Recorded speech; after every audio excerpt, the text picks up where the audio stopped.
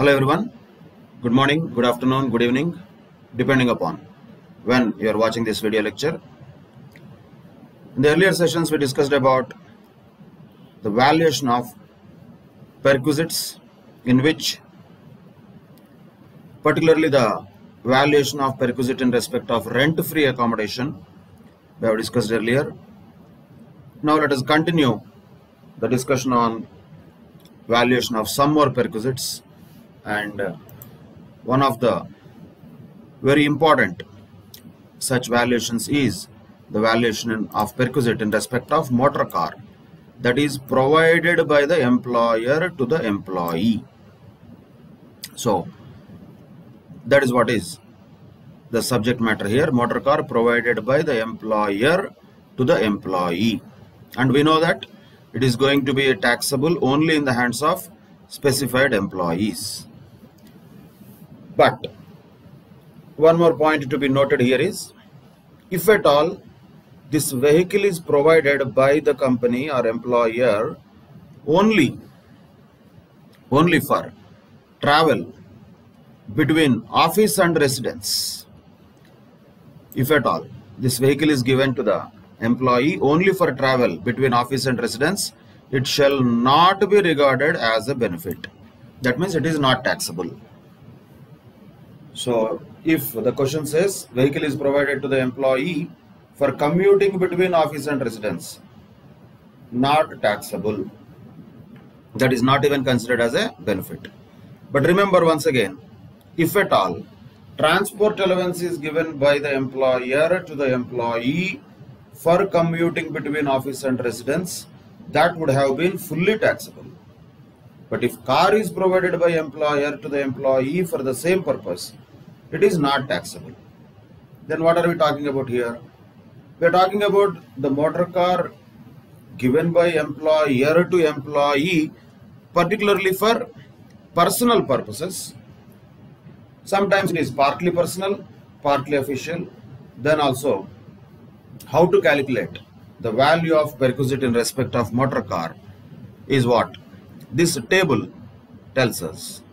And here, usually the valuation of perquisite here happens monthly, that is the calendar month. Per month this much. Even if it is part of the month also, it is considered as a full month. And monthly valuation will happen, and naturally we have to convert into annual valuation depending upon the number of months for which the car is provided. Always care has to be taken, even for the house also and car also, how many number of months the perquisite is provided, to those many number of months only it will be taxable. Blindly you cannot multiply with 12 always. You have to check the question whether the perquisite is provided throughout the year or is it provided for certain portion of the year. If it is provided only for a certain part of the year, it will be taxable only to that extent. So this perquisite in respect of motor car is valued according to the following table on a monthly basis, which will be multiplied with the number of months for which the car has been provided by the employer to the employee. And now let us look at different situations here. A lot of situations are there. We have to be very careful with different scenarios. First and foremost thing, where the motor car is owned or hired by the employer. Motor car is owned or hired by the employer, but car is provided by employer definitely. Employee does not own the car. Employer either owns it or hires it and then gives in turn to the employee. And then again further possibilities. It is used wholly and exclusively for the performance of his official duties. When the car is provided by the employer to employee for the performance of official duties, where is perquisite in that? There is no perquisite. So nothing to discuss about it. It is not a perquisite at all. It is not. However, certain documents have to be maintained by employer. Those will be maintained. So that's not a point for us. It is practically an administrative issue where the employer would require to maintain certain documents to prove that the car is used wholly for official duties. That he will anyway do. But for us, the point is, if the car is given to the employee for exclusively official duties, then there is no perquisite at all. And here, the classification of the perquisite here, if you observe, is depending upon the cubic capacity of the engine of the car does not exceed 1.6 liters, or if it exceeds 1.6 liters. So, if engine capacity of the car, that is what popularly we call it cc, 1.6 liters means generally around 1600 cc. Again, we don't have to be automobile engineers here to check exactly is it cc 1.6 liters equal to 1600 cc or not. It will not be exactly 1600 cc, it will be somewhere around 1600 cc. We don't need all that, that is all technical data. Better to leave it to motor mechanics and automobile engineers. For us, what is important? Whether the capacity of the car is exceeding 1.6 liters or not. If the cubic capacity of the engine does not exceed 1.6 liters, does not exceed 1.6 liters means 1.6 liters also falls in the same category, because 1.6 liters means it is not exceeding 1.6 liters. So the first column, that is the third column here, we are talking about less than or equal to 1.6 liters. That is what we should be clear, because in the examinations these are the border areas where they will try to confuse. We should not be confused if we have clarity about what exactly this word is telling. The word is it does not exceed 1.6 liters.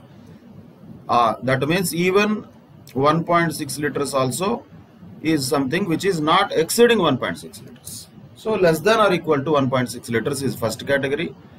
The second one says the cubic capacity exceeds 1.6 liters, which means this will be falling in the category of more than or greater than 1.6 liters. That is the two categories. But anyway, in this first scenario, it doesn't matter, because the car is exclusively used for official duties. When it is used for official duties, it is not a perquisite, so nothing is taxable. Simple. So this first scenario, nothing to calculate, only to identify that if the car is provided for official duties, it is not a perquisite. And same way, if the car is provided for commuting between office and residence also, it is not a perquisite. Now, what if the car is provided, the next case, exclusively for private purposes or personal purposes? Exclusively for private purposes or personal purposes, whatever we call it, of the employee or any member of his household, that's okay. But the car is provided by employer to the employee, and employee is using it exclusively for personal purposes, and not only that, and the running and maintenance expenses are met or reimbursed by employer. So what is happening here? First of all, car is owned by employer or hired by employer. Then it is given to employee for private purposes, exclusively personal purposes. And the expenses related to the car also, running and maintenance expenses. Running expenses like petrol, diesel, etc. Maintenance expenses like repairs and maintenance, etc. Those are all met by employer only. Because car is also given by employer. Expenses are also met by employer. And car is exclusively used for private purposes. So whatever the real value of this perquisite should be is fullest possible extent. So what is the value of perquisite here? Actual amount of expenditure really incurred by the employer, whatever it is, because he is incurring it. Whatever the amount of expenditure he incurs it, that itself will be the value of perquisite. Nothing for us to calculate, it depends upon the fact. And if at all, any remuneration paid to the chauffeur by the employer, that should be added. Chauffeur means driver, if at all. How much? Whatever actually paid by employer to the driver also should be added as a perquisite, because the car is used for exclusively private purposes. We have to observe that. And not only that, we have to also increase it, representing the normal wear and tear of the motor car as reduced by the amount charged from employee for such use. So the last one is always there, as reduced by. amount charged from employee. Always that will be there for any perquisite, not only here. If any amount is recovered from employee after calculation of the value of perquisite, it will be reduced from the value of perquisite, but that will happen after the computation of value of perquisite. So how to calculate value of perquisite here? Actually nothing special. Once again, it is all about actual expenses incurred by employer, actual salary paid by employer to the driver, and some amount representing the normal wear and tear of the motor car. See, naturally the main point here or the problem here comes with this normal wear and tear. What is this normal wear and tear? How much should be considered as normal wear and tear? Because the topic has come, we don't need to wait for this to be explained separately. Let us understand here itself. What is that normal wear and tear for what the employer is giving some benefit to the employee, but how to value that normal wear and tear? Simple. There are once again two possibilities only. One, the car was hired by the employer, then naturally the actual hire charges paid by employer will be taken related to the car. If the car is owned by the employer, just like in the case of furniture, 10% of the cost, 10% of the cost of the car per annum, 10% per annum will be considered as normal wear and tear. That's it. And if you remember, the same 10% was there for furniture also. In fact, for all the movable assets, generally this 10% is common. Exceptions will be there, we will see them later, but in general for all the movable assets, whether it is furniture or motor car, then how much will be the value of perquisite for these type of movable assets is 10% per annum. So here also it is the same 10% per annum when if the car is owned by the employer. If the car is hired by employer, actual hire charges will be taken as value of perquisite, and there is nothing different between this point and the point that we already discussed about furniture. Both are same. So that is about when the employer owns the car or hires the car and the car is given to the employee for personal purposes and expenses are also met by the employer. So will there be any difference of 1.6 liter more than 1.6 liter? Nothing, because whatever actual expenditure is incurred, that itself is the value of perquisite. Whatever the remuneration paid, if any, to the chauffeur, that itself will be added, and that will be increased by naturally the amount of normal wear and tear of the motor car, which means either actual hire charges or 10% of the cost of the car, not WDV, anything else. 10% of the original cost of the car per annum will be the value of perquisite. If there is any amount recovered from employee, that will be reduced. All things are same. So as far as exclusively private purposes is concerned, no difference. Exclusively official purposes also no difference. If the car is given exclusively for official purposes, anyway there is no perquisite. If the car is given for exclusively private purposes, then it is taxable irrespective of the size of the car on the basis of the actual expenditure incurred and on the basis of the actual cost of the car. So we don't have to check 1.6 liter and all.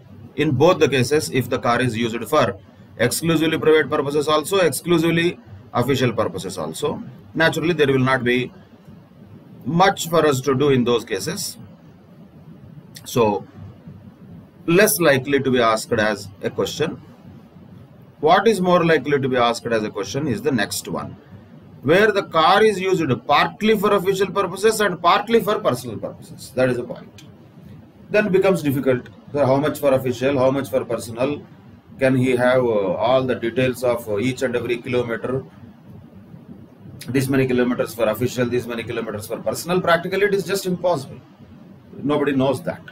So what we generally call it, just partly official, partly personal purposes the car is used. Then who is meeting the expenses here? Who is meeting the expenses here? Again, two possibilities. Expenses are met or reimbursed by employer. That is one case. In that case, what will be the value of perquisite? This is what you have to remember. If the car is less than or equal to 1.6 liters, 1800 rupees per month, that is monthly. We have to keep that in mind. If a chauffeur is provided, if only, if not provided, don't automatically add 900. If a chauffeur is provided, then chauffeur means driver. 900 per month will be the value of perquisite. Directly flat we have to calculate according to this rule. There is nothing special. No logic here. Why 1800? Why 900? We are not the ones to ask. The law told this, we have to just know that. So 1800 rupees per month and 900 rupees per month for driver, which is common in all cases, will be considered as value of perquisite if the car is having a cubic capacity of less than or equal to 1.6 liters. If the car is having a capacity of more than 1.6 liters, then the amount of value of perquisite will be 2400 rupees per month. 900 per month for chauffeur is standard. Same here also, there is no difference. But once again, don't be under a wrong impression, like unnecessary thoughts some people will do. How can a chauffeur live his life with 900 rupees and all? First of all, you should realize Income Tax Act is not telling anybody how much to pay to their chauffeur. It is none of our business. And Income Tax Act is not telling whether chauffeur should be provided or not. That is also none of our business. It is only valuing the perquisite. That's all. Nothing else. How much the employer will give to chauffeur? How do we know? Why do we care? But we care when? If the car was used wholly for personal purposes, then how much ever actually the employer pays to the chauffeur, that will be taken into consideration because it was a perquisite fully. But here the problem is, it is partly perquisite, partly personal, partly official. Official portion cannot be called as perquisite, and it is practically impossible to almost bifurcate these two. So what the law said, don't worry about bifurcation and all, we are telling you some amount, use that amount, that's it. So what is the value of perquisite in that case? If the car is provided by the employer and the car is owned by the employer or hired by the employer and expenses are also met by the employer and the car is used for partly private and partly official purposes, then what is the value of perquisite? These many ifs are there. Then the value of perquisite is 1800 rupees per month if, once again, one more if, the cubic capacity or the engine capacity of the car is less than or equal to 1.6 liters, or 2400 per month if the engine capacity is more than 1.6 liters. So how do we know which car is which, how much capacity? That is none of our business. We don't have to be experts of that. It will be given in the question whether the car is less than 1.6 liters or more than 1.6 liters. But just for general knowledge, if it is given that employer has given a Hyundai Santro car, something like that, then small cars definitely are less than 1.6 liters. With that common sense, you can proceed with that. If that also we cannot assume or we cannot imagine, then there is every right to assume that this car is less than or more than 1.6 liters.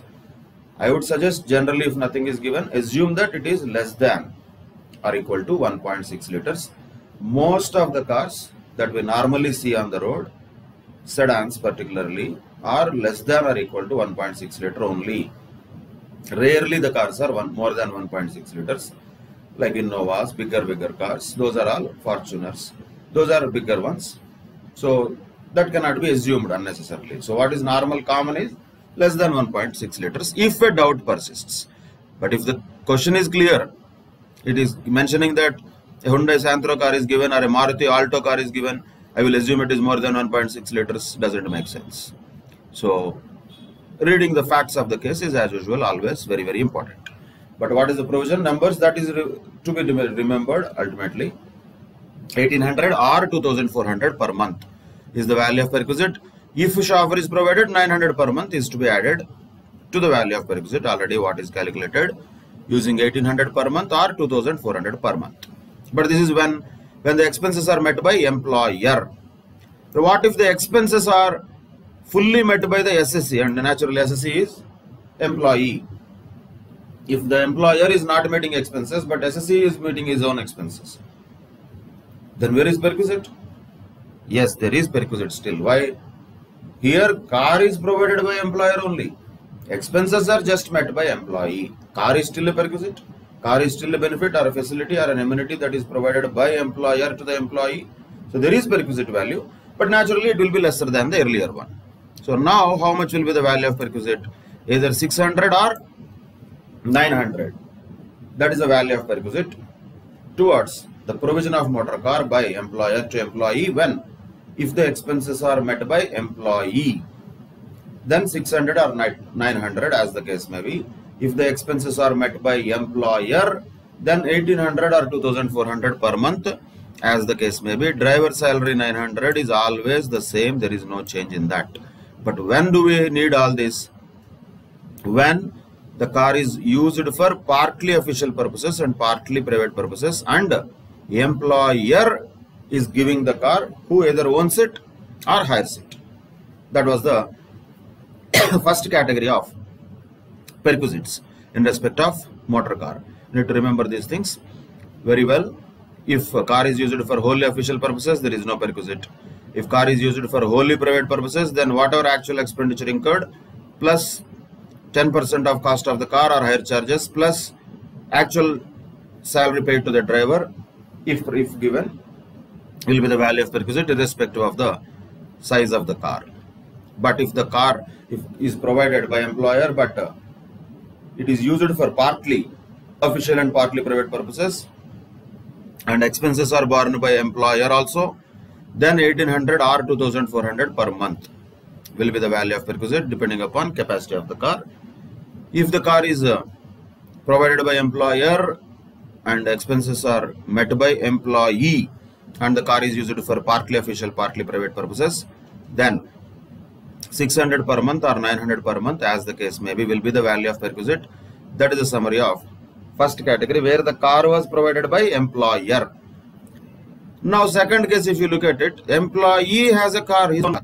If employee has a car, that is not a perquisite, right? Employer giving him car is a perquisite.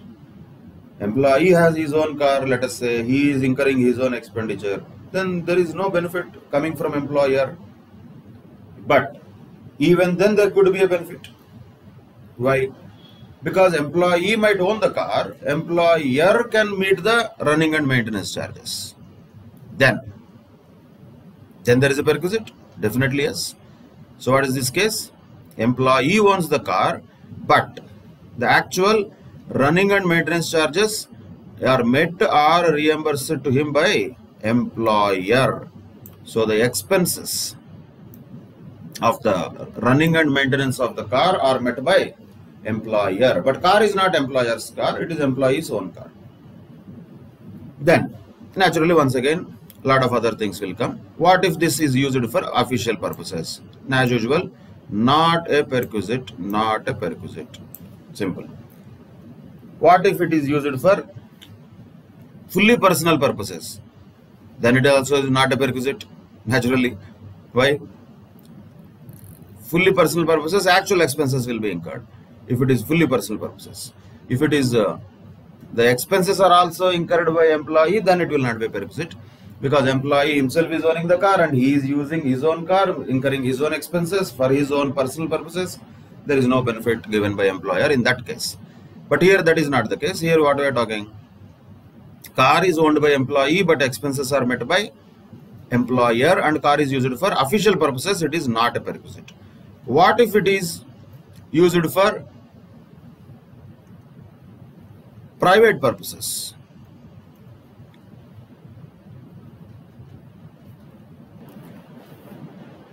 So looks like here this material is little messed up. Don't follow this. This is wrong here because the B point here is saying that it is used for partly official, partly private, but explanation says the actual amount of expenditure incurred. So actual amount of expenditure incurred by employer will be when relevant. That will be relevant when the car is used for exclusively personal purposes. There are always three different cases. One, the car is used for exclusively official duties. That was A point here. B, car is used for exclusively private purposes. Then C, car is used for both official and private purposes. But here that was missing. By mistake, they have taken this here. So this should be separate. It is not here. So what ideally this should be, when we say this actual amount of expenditure incurred itself will become value of perquisite. So this is not B case. Actually, the B case is what? When the car is used completely, exclusively for private purposes, completely personal purposes, 100%. Then, naturally, whatever the amount of expenditure incurred by employer will be taxable as value of perquisite. So that should be point B, not what is given there.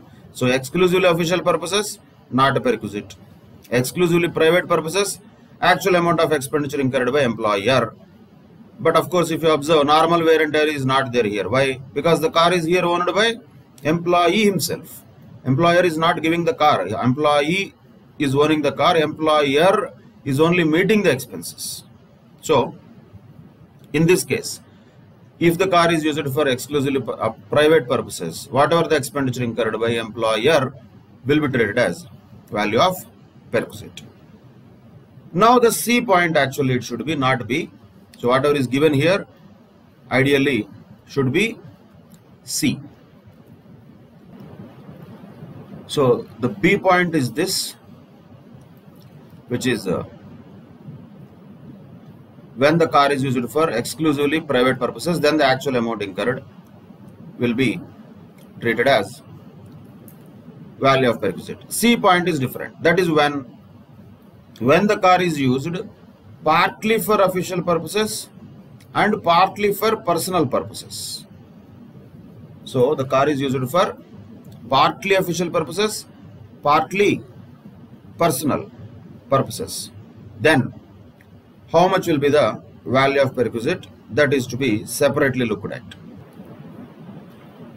So when we look at this third category, where the employer meets the actual expenditure of running and maintenance of the car, and the car is used for partly official and partly personal.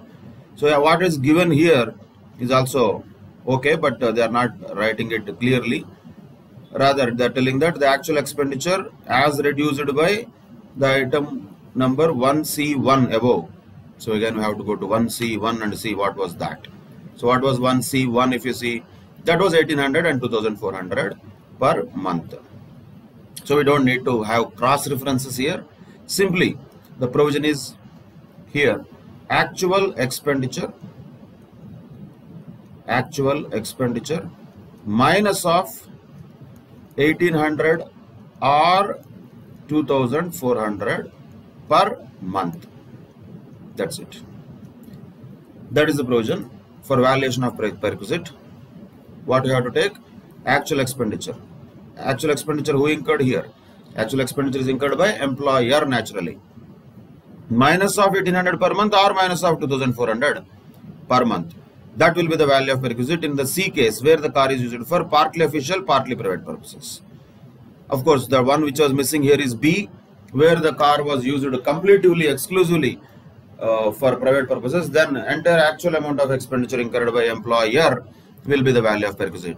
But if the car is used for partly official, partly private purposes, then actual amount of expenditure incurred by employer minus of 1800 per month or 2400 per month will be the value of perquisite in such case.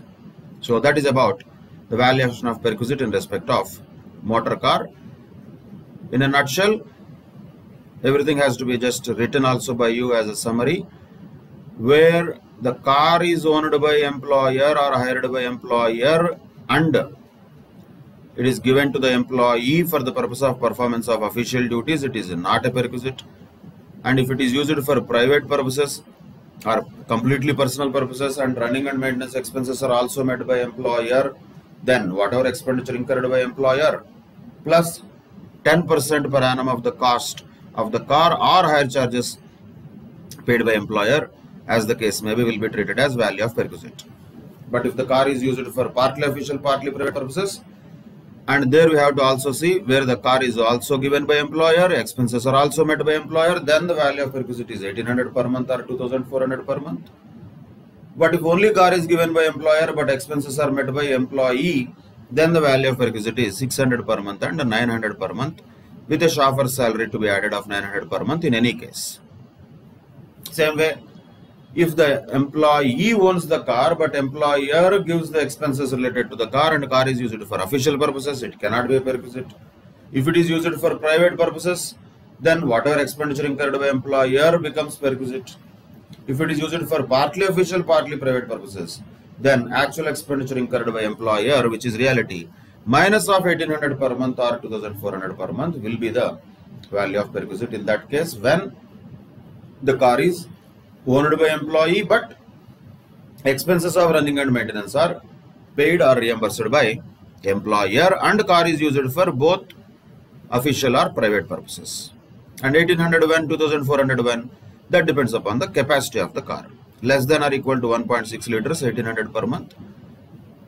More than 1.6 liters, 2400 per month. Once again, I would like to draw the attention of these numbers. People do mistakes here. Earlier, the value of perquisite itself was 1800 and 2400. That was the value of perquisite earlier. Here, the value of perquisite is not 1800, 2400. It is actual expenditure minus 1800 or 2400. So, understand the difference. Earlier, there was no reference to actual expenditure. Here, actual expenditure also matters. From that, we have to deduct either 1800 or 2400 as the case may be. That's it. That is about perquisite in respect of motor car. Then, what if employee owns any other automotive, like for example, bike or something else, not car, but actual expenses are reimbursed by employer?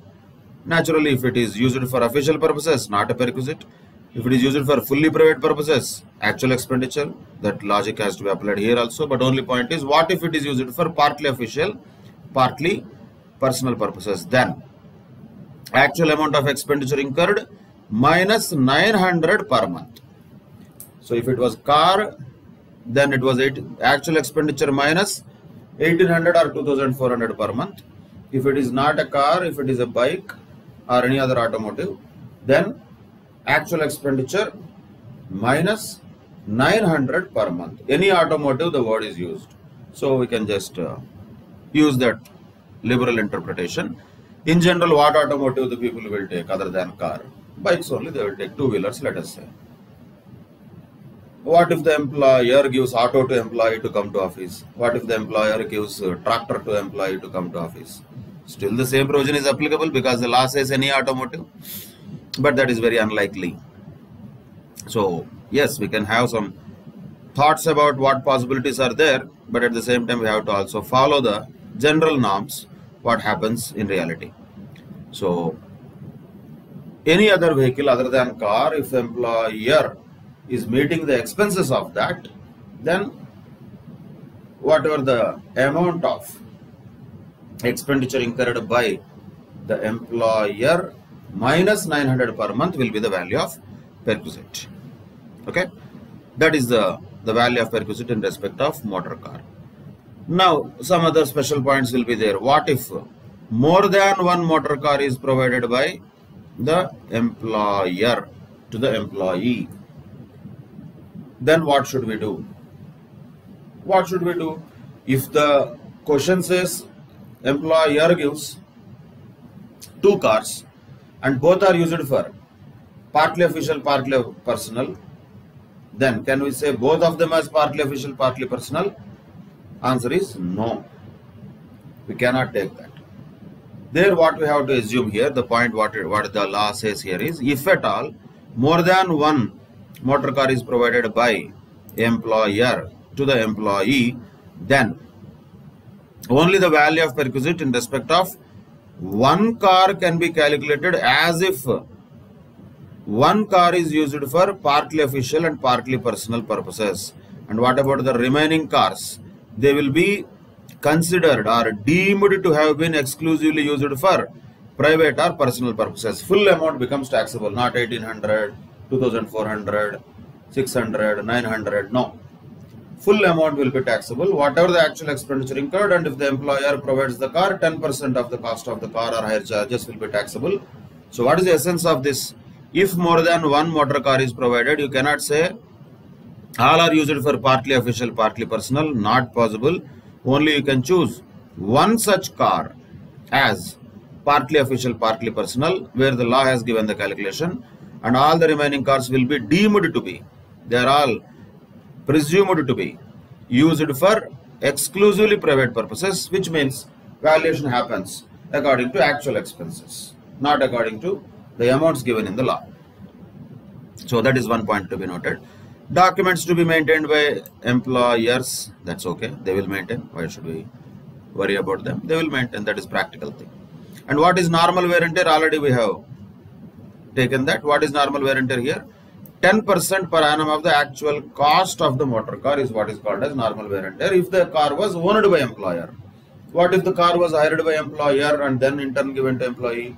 Then actual hire charges itself will be the value of perquisite in that case. Done. That is about motor car perquisite. Very, very important one. Different multiple possibilities we should be knowing the provision first, and once you know the provision, remaining is just observation of the facts in the question and using the facts for applying the provision to that facts and get the answer. But what is important is what permutations, combinations are there. Car is owned by employer, expenses are also met by employer, car is used for exclusively official purposes, no perquisite, one option. Car is given by and you are owned by employer, expenses are also met by employer, and the car is used for exclusively personal purposes. Then actual expenditure incurred by employer plus normal wear and tear, which is 10% of the actual cost, will be the value of perquisite. Then car is given by employer, owned or hired by employer, but given by employer to employee. Expenses are also met by employer, and car is used for partly official, partly personal purposes. Then the value of perquisite will be either 1800 per month or 2400 per month according to the capacity of the car. Car is given by employer, used for partly official, partly private purposes, but the expenses are met by employee. Then 600 per month or 900 per month will be the value of perquisite. In all these cases, 900 per month chauffeur salary will be added if chauffeur is provided, then only, otherwise no. These many possibilities are there, and still some more possibilities are there. Car is owned by employee and expenses are met by employer. Then car is used for wholly official purposes, not a perquisite. Car is used for wholly private purposes, actual expenditure will be the perquisite. Car is used for partly private, partly official purposes, then actual expenditure minus 1800 per month or 2400 per month, as the case may be, will be treated as value of perquisite in such case. So what is the case that is going to be actually given in the examination? We have to look from the facts and information that is given in the question. Accordingly, we have to apply the relevant provision, that is the perquisite in respect of motor car. Now, look at the other one. What about the perquisite in providing domestic servant? See, domestic servant, we already discussed it. Could be watchman, gardener, like that. Sweeper, personal attendant, watchman, all these people, any of these people are called generally domestic servants. Not necessarily the same names, any other names also can be given. But simply the point is, this servant is working at employee's home, not officially for office purposes. So is not official assistant, is a personal assistant. That is domestic servant we can call. But here there are two possibilities only. One, if the domestic servant is engaged by the employee and employer pays the money to the servants, or employer reimburses that money to the employee, then it will be a perquisite in the hands of all employees. Why is that? Because that is obligation of employee met by employer. When domestic servant is engaged by employee and employer is paying the salary of that domestic servant. But if the domestic servant is engaged by employer, employee is not engaging, employer himself is engaging the domestic servant, of course the facility of such servant is provided to the employee. Then what? Then it will be taxable only in the hands of specified employees. That's it.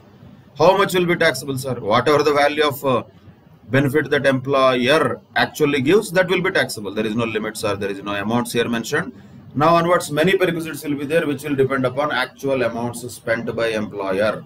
So they have to be just remembered. Generally, there is nothing to specifically remember there. Whatever the amount of salary of domestic servants paid by employer, that itself will be the value of perquisite. That's it. So simply speaking, actual cost incurred by employer will be the value of perquisite, and this will be always there as reduced by amount paid by employee or recovered from employee. That will be always there. So that is common sense point. But value of perquisite, nothing to specially calculate. It will be the real expenditure incurred by employer only. But what is the key point here in the case of domestic servant is we have to check who appointed the domestic servant. Did employee appoint? Employer appointed. Employee appointed, that means it is obligation of employee met by employer. Because employee appointed the domestic servant, salary of the domestic servant is paid by employer. That falls under the category of obligation of employee met by employer, which is taxable in all cases.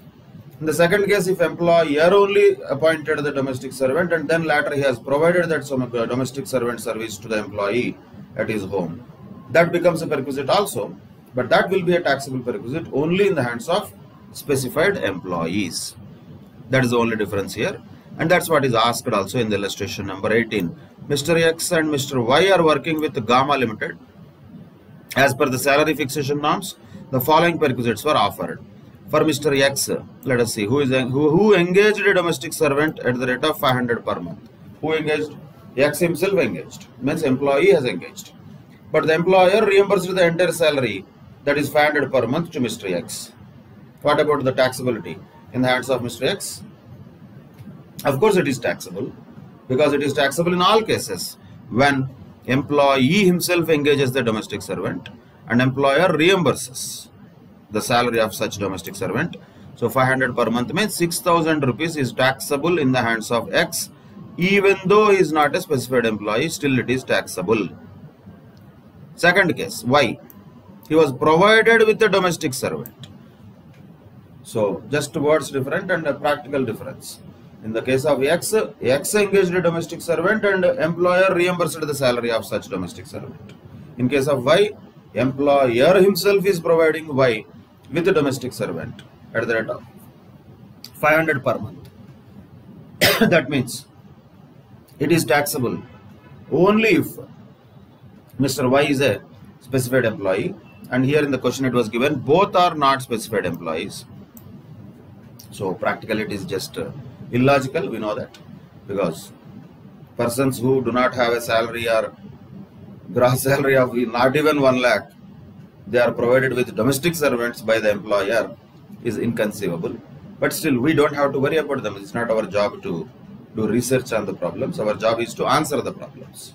So the question is giving us data, information, and we have to just process it according to the law and give the answer. So what is the answer? For Mr. X it is fully taxable.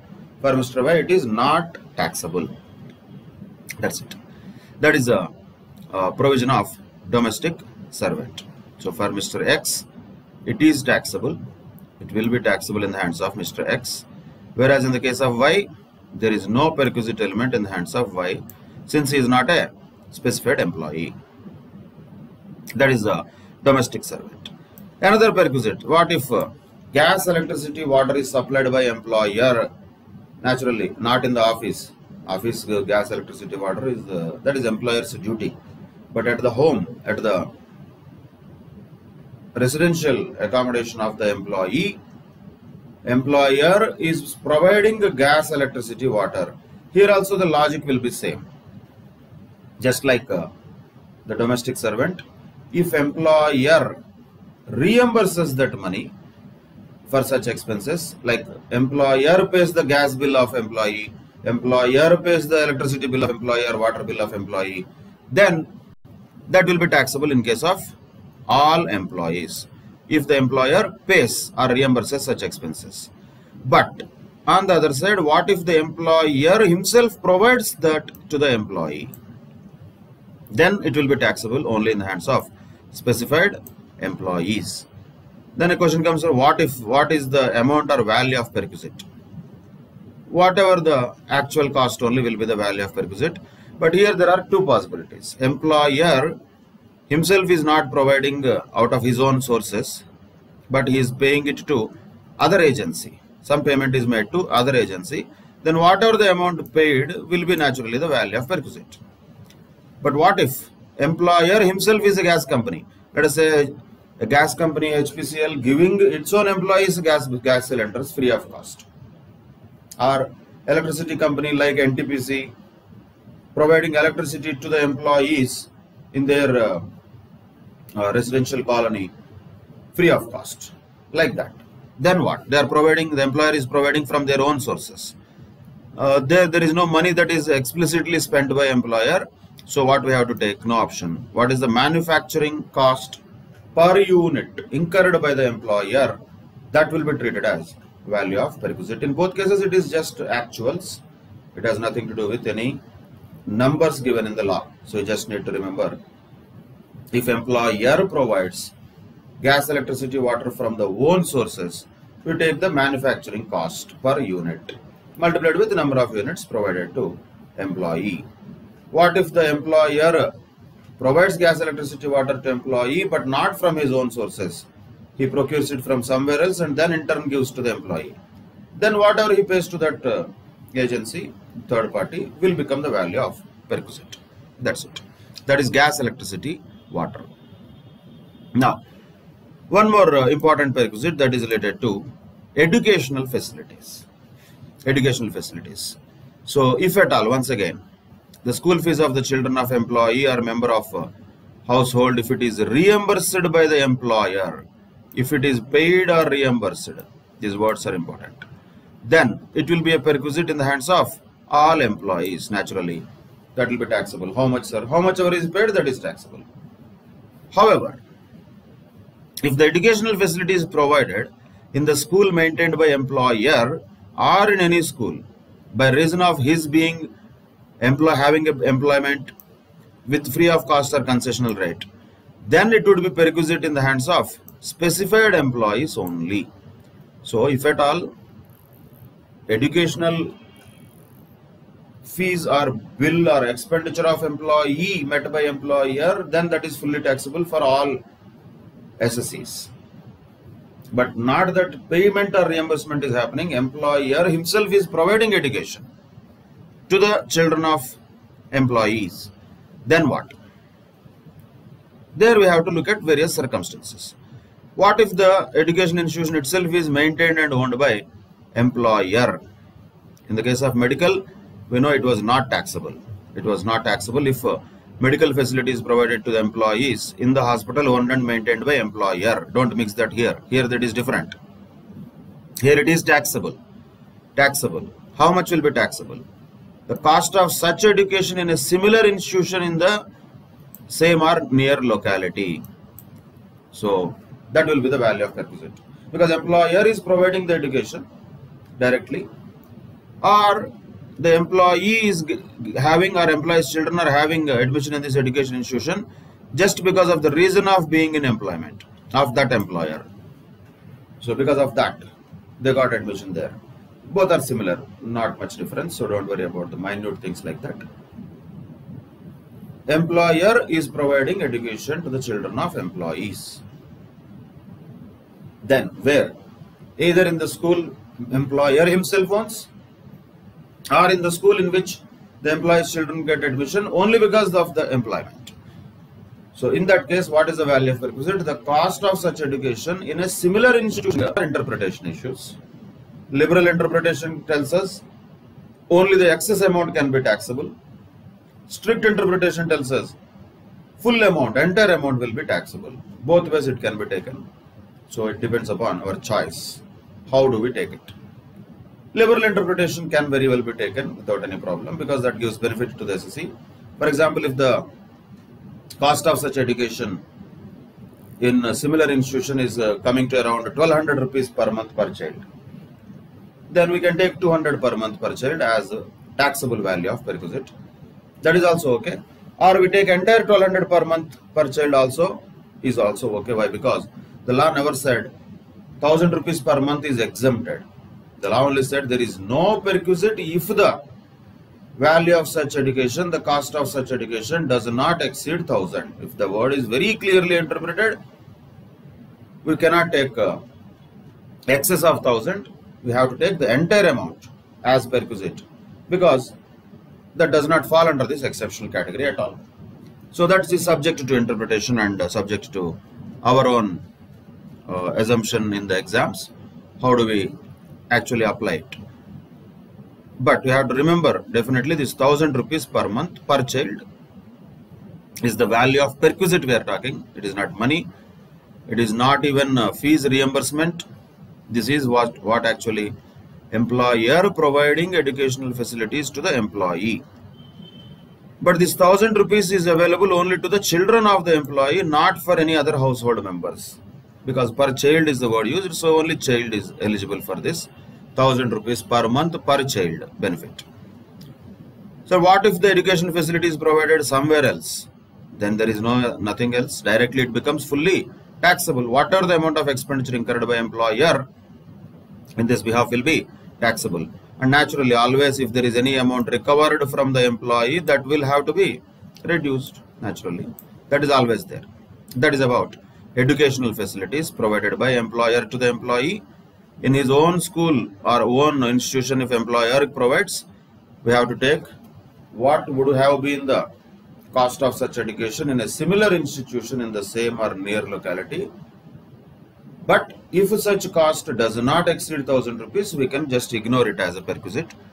1000 rupees per month per child. If it exceeds 1000 rupees per month per child, there are two possibilities. We can only take the excess of 1000 rupees as value of perquisite, or we can take the entire amount as value of perquisite as per our interpretation. So don't have to be rigid in such cases, but point is, to have uniformity we have to stick to something, strict interpretation or liberal interpretation. And we should not be worried if in the answers in one question it is solved like this, another question it is solved one more way. We cannot say, I am getting confused because of that. There is nothing to get confused. Both are possible means both are possible. Both can be done. You can do this way also, that way also. That is not called confusion. That is called options. And we should be sometimes be ready to take options also. Having number of options cannot be called as confusion. It should not be confusion. So it is only knowing that, yes, there are multiple options. I will choose one according to my convenience or according to my interpretation. That's fine. But if you take a liberal interpretation, I would suggest you take more than excess of 1000 rupees per month, only taxable amount. That is what we can stick to when we solve the questions, if such point occurs. But once again, as I said, that is not a clear one. There will be a gray area as far as that educational perquisite is concerned. It is there, it is there. We have to just accept it is there. Then, coming to the other types of perquisites like free tickets or concessional tickets, this is okay. The employer providing free tickets or concessional tickets, where the employer is engaged in the carriage of passengers or goods and is giving free tickets to any employee or member of household for personal or private journey, either free of cost or at concessional rate. And this particular conveyance is available by any other arrangement by such employer for the purpose of transport of passengers. So in any conveyance means not necessarily that is owned by employer only. Even employer is making available such other conveyance to the employee for transport of passengers, whatever it may be. Ultimately, what is happening here? Employer is giving concessional journey to the employee and member of his families, household we can call it, and that is for personal journey of employee. Then what will be the value of perquisite? Whatever is the actual expenditure normally. But here the point is, employer himself is in the business of carriage of passengers or goods. So what should we do? We should take the value at which such benefit is offered to public. So how much the employer would have charged that amount to public if public were given such tickets or sold with such tickets, as reduced by the amount if any paid or recovered from employee. So this is one more unnecessary provision I don't know what was the thought process of the lawmakers, but they wanted it, they kept it, can't help it. Nonsense, trash will be also there, we have to just bear with that. Why nonsense? This says, no such perquisite will be applicable for employees of airlines or railways. So who is left, sir? The truck drivers you are going to tax.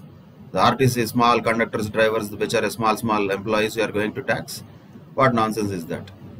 If at all there is any real value will be there, that will be there for employees of airlines. Big value. Railways, okay to some extent. That is no perquisite for them. Then who are the other remaining people in India who are in the business of carriage of passengers or goods? Only buses and trucks. Buses and trucks. So okay, ships and all, very rare scenario. So we are going to say that if after all a small RTC employee takes his family to a personal trip and RTC did not charge him for that ticket, according to this rule, we have to calculate how much RTC would have charged if it has sold a ticket to a normal passenger, and that will be value of perquisite in the hands of this small middle class driver or conductor. That's what the rule says. So when the rule itself is ridiculous, reality will be double ridiculous. Nobody will even report it to anybody. So this is absolutely rubbish. We know many times RTC employees just get into the bus and they say staff. That's all. Who knows? Our income tax officer is going to check that, whether the journey performed for official purposes, private purposes. Complete nonsense. I mean, doesn't make any sense. Such type of rules. Something suddenly strikes their brain and they just vomit on the paper. Sometimes that is why these type of provisions will stink. They don't make sense. Even children's education also, logically speaking, you tell that it is taxable or you tell that it is not taxable.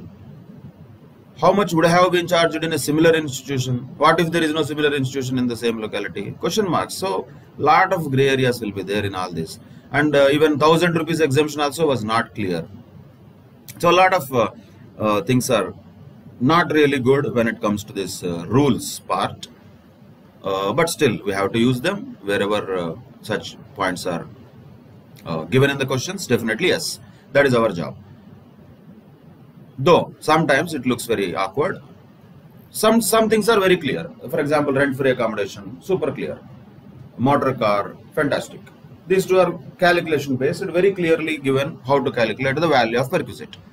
Other things like domestic servant or provision of free gas, electricity, water, clear. There is no much ambiguity in those cases. Those are all very clear. But certain things are little vague and practically useless, like what we have seen earlier also. Refreshments provided during office hours is not taxable. Lunch provided is not taxable only if it does not exceed 50 rupees per meal. So what is refreshment? Nobody knows. What is meal? Nobody knows. What is lunch? Nobody knows. All these words are vague, and these words can be just like that used according to the whims and fancies of the SSAs. So ultimately nobody pays 1 rupee tax also towards that. Nobody is going to tell that, oh, this much is my value of perquisite. So rarely anybody reports that. Same thing with these concessional tickets and nonsense. Nobody is going to report that. If at all there was some value applicable, that should be for airline people. That is exempted. No perquisite for employees of airlines or railways. So who are remaining are mostly the non-tax paying category. So practically that is a useless rule, we can say, but can't help it, it is there. So these are some of the perquisites that we discussed. Related to mostly important things are calculation wise rent-free accommodation and motor car. Very, very important for calculation. That does not mean remaining are not important. We have to know which are exempt perquisites, and if certain cases like medical or education, how much exempt, in what cases those are exempt, and how much taxable, in what cases those are taxable. These are very important.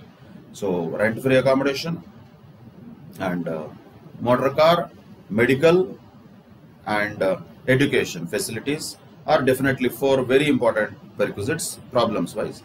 And a lot of other things like sweeper, gardener, domestic servant, that will depend upon actual amount only. There is nothing special to remember there, or nothing special to apply some great rule That is just common sense. Whatever is given in the question, multiply with the number of months of provision of such benefit, you will get the value of perquisite. So most of the other things are quite straightforward and clear. And exempt perquisites, as we know already, like provision of mobile or telephone, like that. That list of exempt perquisites that we have seen, that is also equally important. And that list is one more time repeated also later. We will come to that later. But mostly the valuation of perquisites, the core important perquisites we have discussed already. And in the next session, we can discuss about some more perquisites like interest-free loan or concessional loan, or having a once again mostly known things, alcoholic, non-alcoholic beverages and all. Gift is one of the important things. Credit card, club expenditure, same logical things. Most important things that we'll discuss in the next class will be the use of mobile assets and transfer of mobile assets. Very, very important. That we'll discuss in the next session. And with that, we can conclude the discussion on perquisites. So on a broader basis, very important perquisites for calculation purposes. Number 1, definitely rent-free accommodation. Number 2, definitely motor car.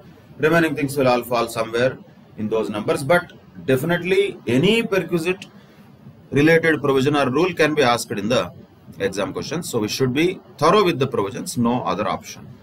So hope you are reading these things and at least writing the summary of each of these provisions and rules. That will help you in solving the questions also. And in the next session, we'll continue this discussion related to perquisites and hopefully complete the topic of perquisite valuation in the next session. Till that time, take care. Bye-bye. Thank you very much.